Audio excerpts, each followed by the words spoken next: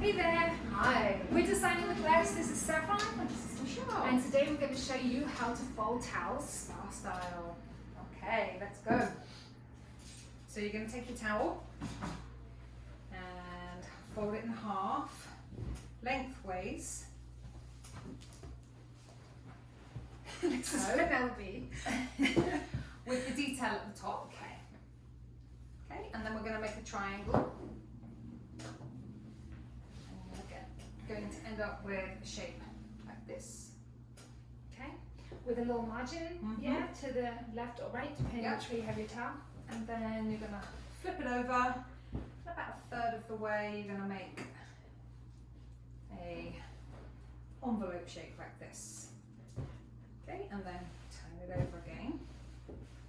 And then as tight as you can, you're going to start to roll. Okay. Yeah. Do we go all the way to the top? Or? No, I would leave enough so you can grab this Okay. part of the towel and fold it. All right.